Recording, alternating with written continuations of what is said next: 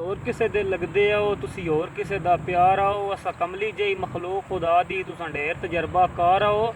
ਸਜਣਾ ਦੇ ਰੂਪ ਵਿੱਚ ਬੇਰਹਿਮ ਸਿਆਦ ਦਾ ਤੁਸੀਂ ਕਰਨਾ ਚਾਹੁੰਦੇ ਹੋਰ ਸ਼ਿਕਾਰ ਆਓ। ਦਰ ਅਸਲ ਯਾਸੀਨ ਤੇ ਲੱਤ ਰੱਖ ਕੇ ਤੁਸੀਂ ਟੱਪਣਾ ਚਾਹੁੰਦੇ ਪਾਰ ਆਓ।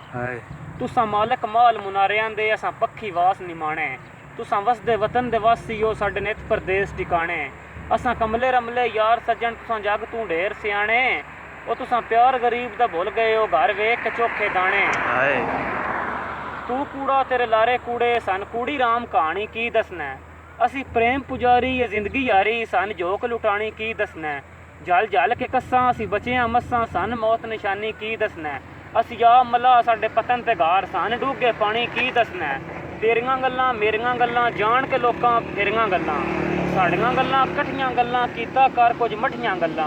बोल दे हेठ लुकाइयां गल्लां, गल्लां नाल रलाइयां गल्लां। तैनूं 100 समझाइयां गल्लां, वत भी काम ना आइयां गल्लां। कीता कर जैद पक्कियां गल्लां, गल पै वैसन कच्चियां गल्लां।